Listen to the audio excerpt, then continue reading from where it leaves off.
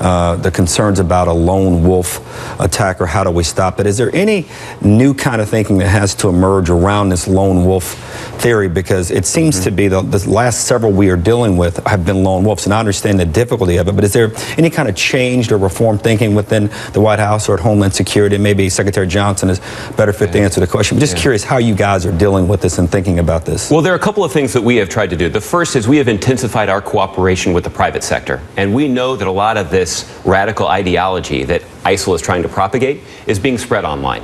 So we have had a lot of success working with Twitter, working with Facebook, working with other technology companies to try to shut down the outlets that those extremist organizations are using to propagate their ideology.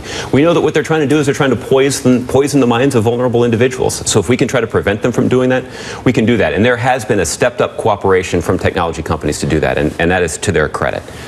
The other thing that we can do is we can also work to try to lift up the voices of prominent patriotic Muslims in the United States. There are millions of them.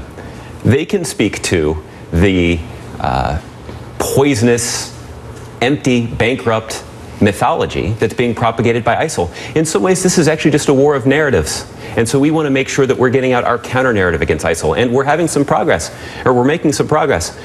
More than 50% of the territory that ISIL had gained in Iraq has now been retaken by Iraqi forces.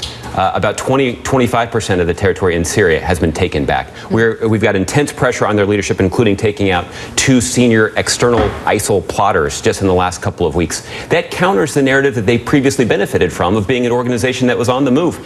Now they're an organization that is on retreat because of the strategy that we've implemented. That goes directly to their narrative. The last thing, and the president's talked about this a lot, we also can't give them the narrative victory of suggesting that every Muslim is responsible for this kind of terrorism.